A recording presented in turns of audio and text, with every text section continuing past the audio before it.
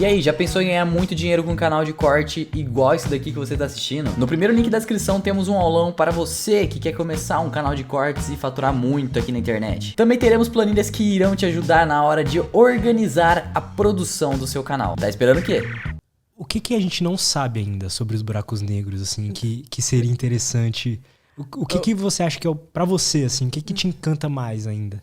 Assim, tem uma coisa que é o que me encanta mais, mas eu acho que a gente nunca vai saber essa resposta, que é o que é a singularidade de um buraco negro, que é exatamente o que está lá no centro dele. É ele em específico, né? O que está no centro do buraco negro, a gente não sabe o que é exatamente, porque ali acontece um grande problema. O buraco negro, ele é um objeto assim, de extrema campo gravitacional. Então, é a gravidade ao true nature ali, tipo, é a gravidade. Só que aí é a gravidade em um ponto. E existe um problema, porque o que é ponto, né? Quando a gente fala de pontos em física, né, partículas e etc., quem trata isso é a mecânica quântica. E a mecânica quântica, ela é uma teoria muito bem estabelecida, nunca errou, inclusive muita gente fala que é a teoria mais bem sucedida da física, porque todas as coisas que ela preveu deu certo. Por exemplo, o Bose de Higgs foi uma previsão da mecânica quântica e teve a observação de fato. Então, assim, a mecânica quântica, ela nunca errou. E ela trata do muito pequeno, as coisas do muito pequeno. E a relatividade, por outro lado, é o que trata mais do muito grande, da gravidade. Então, a teoria da gravidade é a relatividade geral. E ela também nunca errou. Desde que Einstein introduziu, nunca teve... Tem até aquela piada, né? Einstein nunca esteve errado. Porque ele nunca teve mesmo.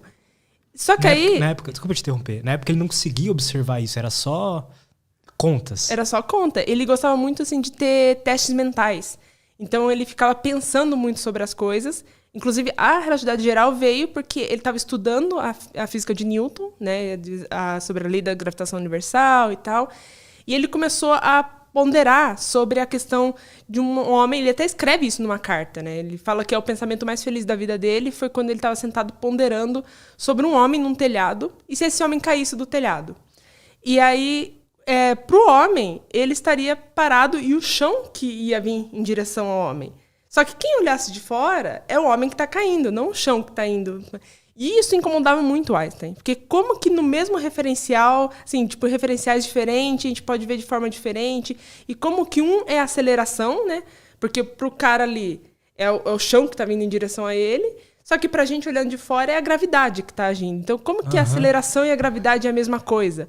E isso incomodava muito Einstein. E ele, assim... passou anos da vida dele pensando sobre isso, e aí ele sacou a relatividade geral. Foi a grande sacada dele. E, inclusive, aí ele percebeu que o tempo é relativo, que o tempo para o homem é diferente do tempo de quem está fora olhando. Então, assim, era por uma sacada mental do Einstein, assim, que incomodou muito ele. Ele foi lá e fez toda essa teoria da relatividade geral, assim. E tudo conta, era conta e pensamento só. Tipo, não tinha observação. Foda, né? Então, a observação veio, acho que 5 anos depois, quando o Einstein já tinha publicado os seus artigos de relatividade geral, e aí fizeram por eclipse, porque um dos argumentos de Einstein com a relatividade geral é que a gravidade é a curvatura do espaço-tempo. Então, todos os objetos que têm massa, eles curvam o espaço-tempo.